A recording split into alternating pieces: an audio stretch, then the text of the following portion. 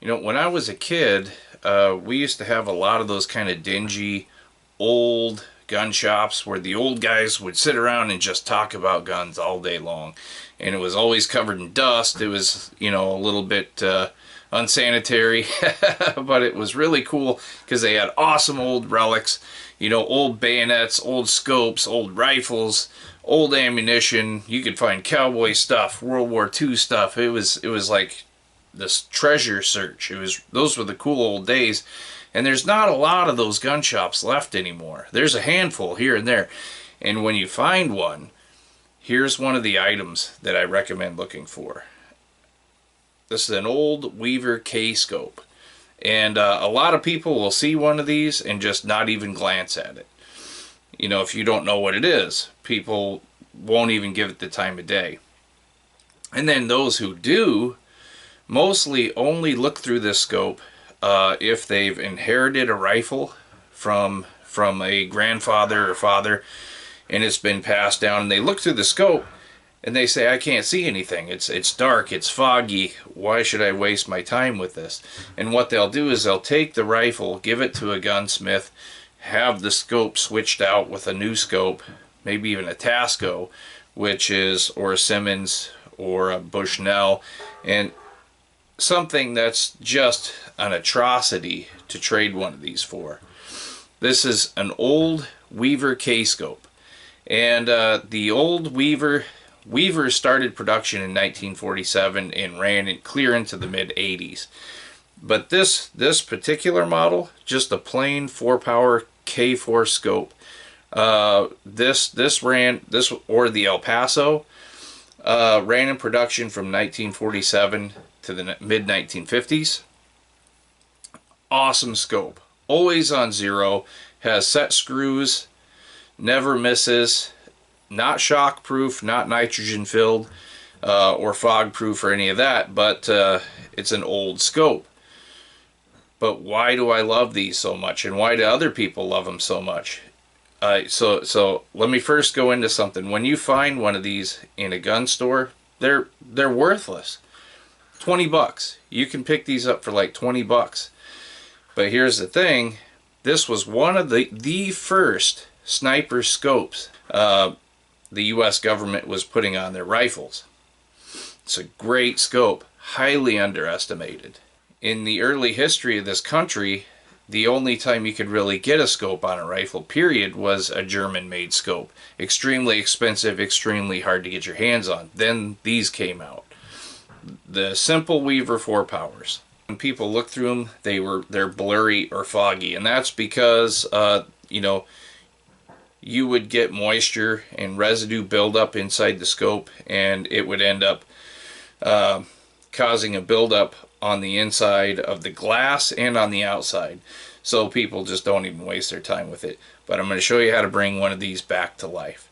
The first thing you want to do is wipe it down with a jeweler's cloth. Not too much to take off the bluing, but enough to remove any rust or debris from it. And as you can see, everything's really dull.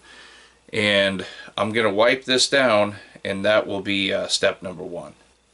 Alright guys, look at that. Look at that gorgeous brass eyepiece there. Look at that. All nice and polished up. So here's step number 2. If you'll notice the little groove in the eyepiece there, you just take a knife and be really careful not to scrape the glass. Fit it right in that groove there on the eyepiece and just gently loosen it up. Turn it counterclockwise until it loosens up. And sometimes you get a lot of rust in here that will stop the eyepiece from coming out. I've done a number of these scopes, guys, and that's not uncommon. This one's in really good condition. And the eyepiece comes out. You can see it's really dirty. It's going to be hard to see through. So that's eyepiece number 1. The same with the back piece here.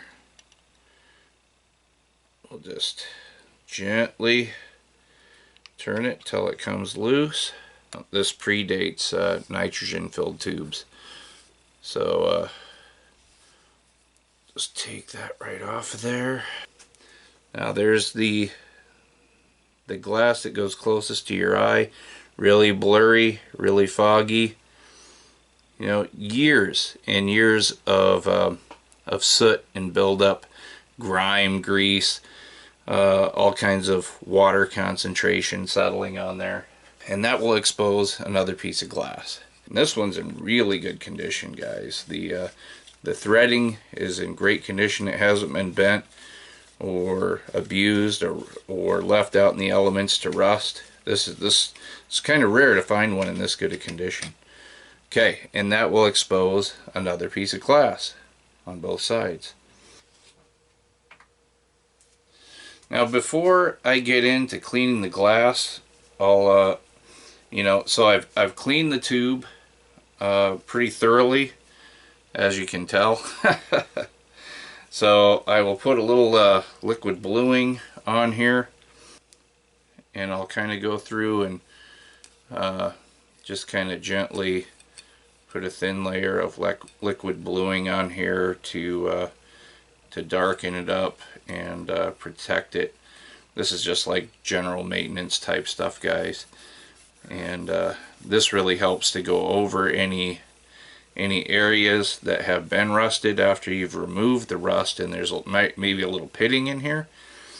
Go through, and another thing you can do too is you can put an epoxy finish on these scopes.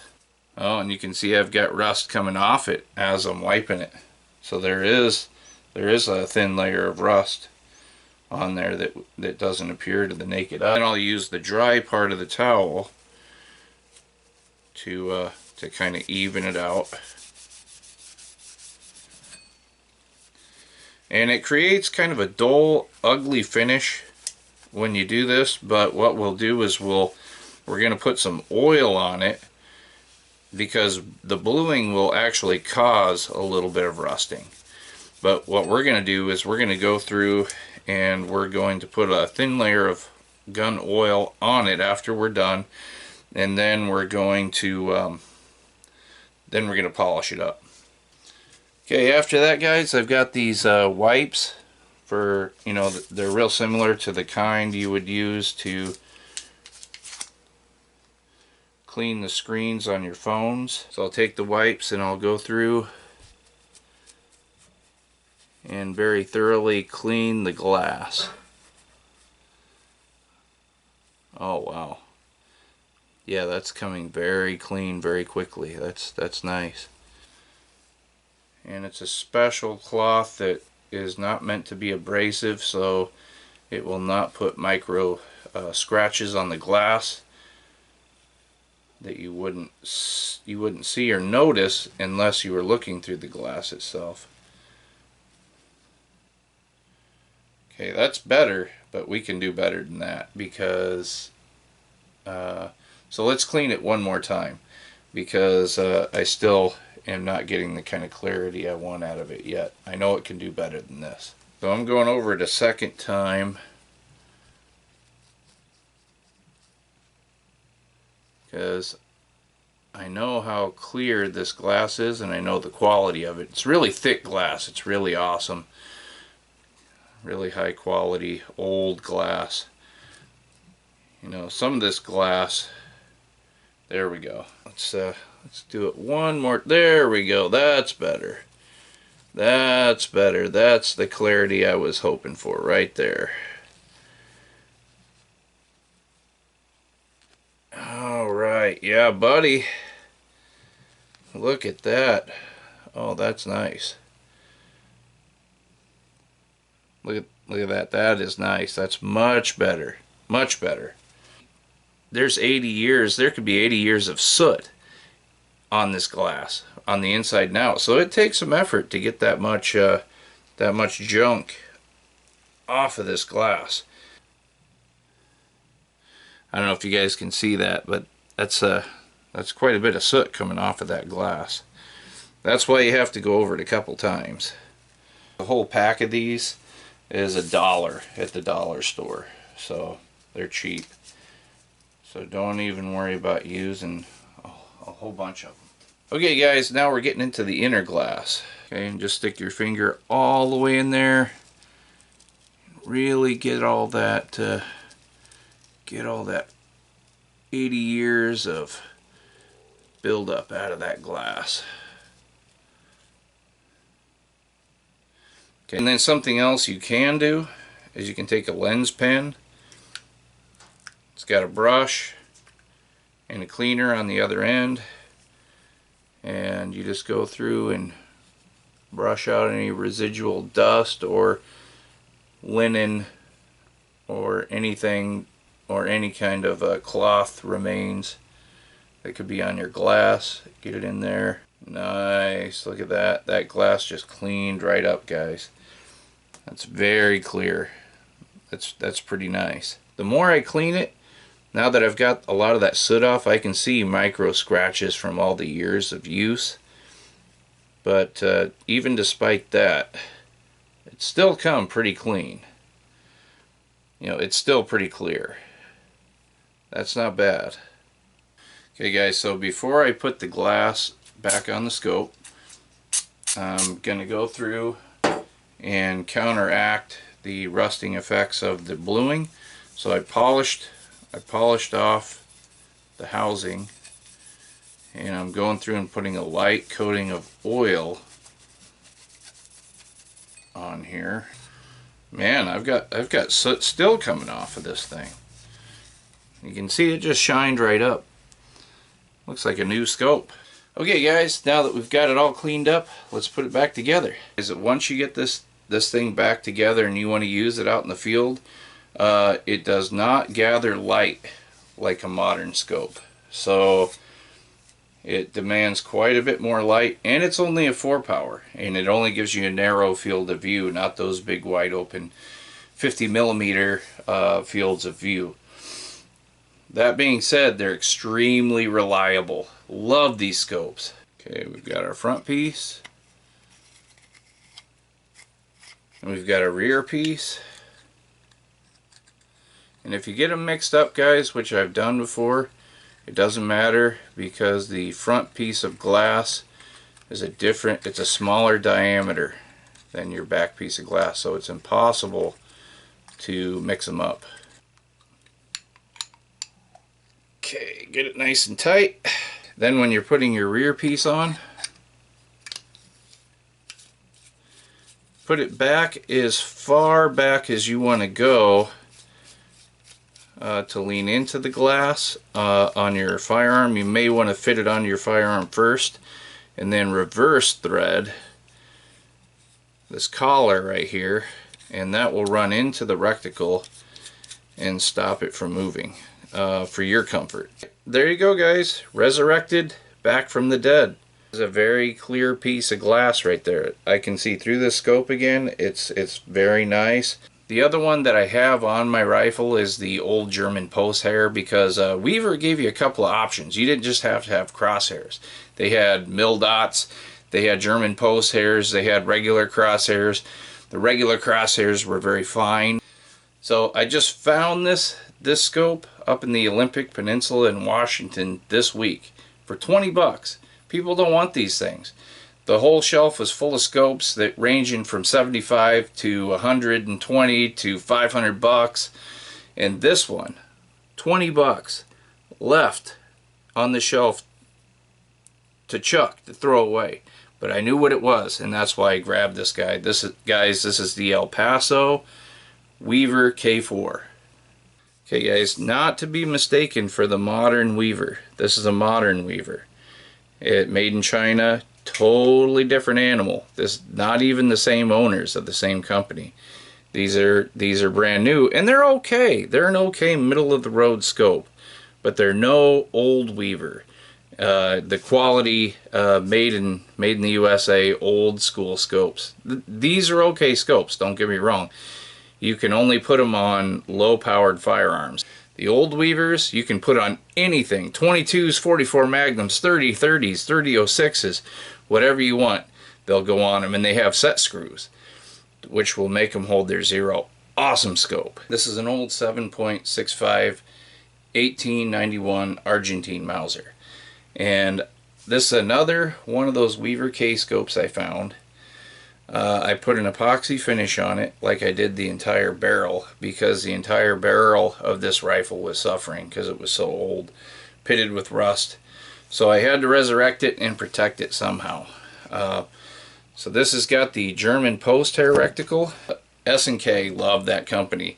S&K built the mounts for this to put a scout scope on it. But I put an extension on it so I could use this this old K4 German post hair scope. Works awesome. I was surprised. I thought that it would have had to have had more support back here, but it doesn't. Thing shoots beautifully. And I've got this Voodoo cheek stock, this Voodoo cheek support here on the back, on the butt stock, which brings me up to where the scope is. Shoots awesome. Love this rifle.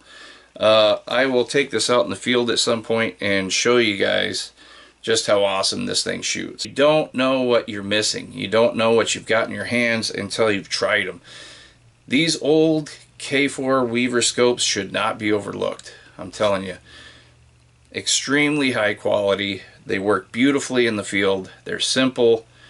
People spend hundreds of dollars on a 4-power scope for their 22s or hand, or different rifles, low-powered rifles. These old Weaver scopes are unchallenged for what they are.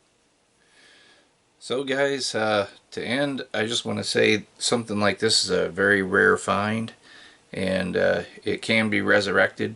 It's a great scope. I may put this on my 44 Magnum, and we'll take it out in the field at some point, and I'll show you how well these shoot, because they are amazing. Here's another rare find I just found recently. It's an old Solingen steel German knife, and this one's made by a company called Kennel and Piel, if I'm saying that right. And I found another one by Anton Wingen, and some of these go back from 1907. This one, I found the date roughly to be around 1950s, but very good quality. This thing cuts. I picked this up for $15 at a yard sale, and it cuts every bit as well as my $300 SOG. Here's another one I found, guys. Old World War II bayonet that goes on a Swedish Mauser. The edge is fantastic. It cuts amazing. 15 bucks. So just watch out for things like this that you may just pass over.